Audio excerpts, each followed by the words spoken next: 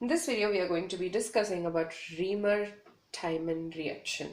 So this particular reaction is again one of the reactions of phenols. So basically, we have the orthoformylation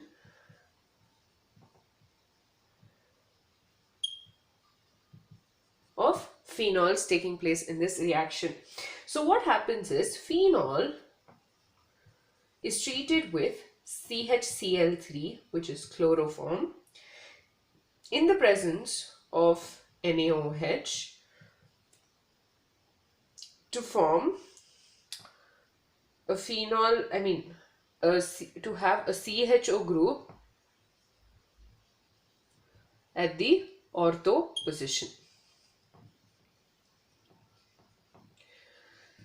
So the difference between Kolbe's reaction and Reimer Tiemann is the fact that phenol, in case of Kolbe's, we had a COOH group getting added at the ortho position.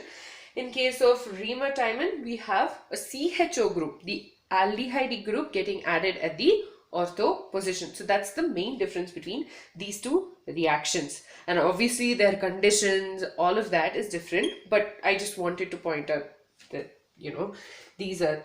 this is the main thing that is different between the two.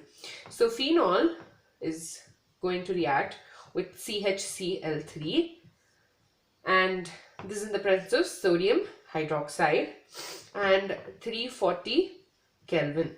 So because it is reacting with these with sodium hydroxide at 340 Kelvin, you have a loss of sodium chloride and water, and this leads to the formation of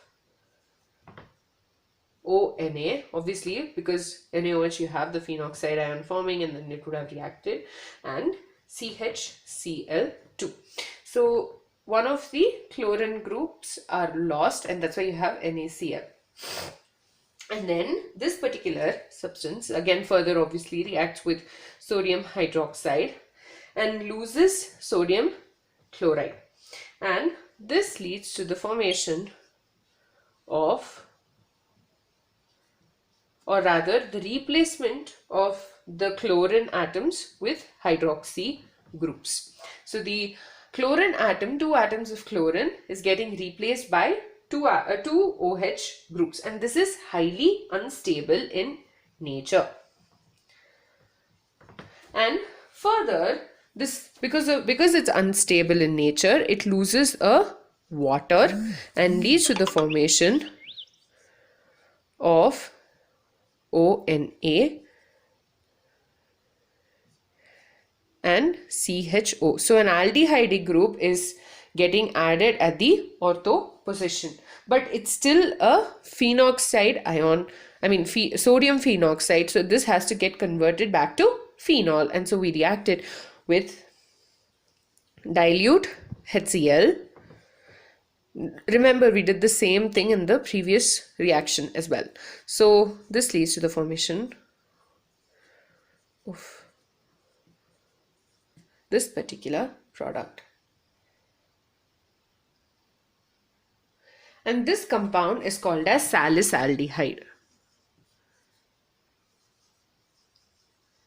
So in case of Kolbe's reaction, we get a salicylic acid. In case of Reimer Tiemann, we get a salicylaldehyde. So phenol reacts with CHCl3 in the presence of sodium hydroxide to lead to the formation of this particular compound, where you have the H getting replaced by the sodium atom, and this hydrogen has been replaced by CHCl2, and this has happened by the loss of sodium chloride and water. This, on further reaction with sodium hydroxide, leads to the replacement of chlorine, both these chlorine atoms, with the OH, which is highly unstable. So the water molecule is lost. Because the water molecule is lost, you have a CHO group, that is the aldehyde group over here, but this is still a sodium phenoxide. So this again is acidified, similar to what we observed in Kolbe's reaction, to lead to the formation of salicylaldehyde, and that is Reimer Tiemann reaction. In the next video, we will be learning about Williamson synthesis.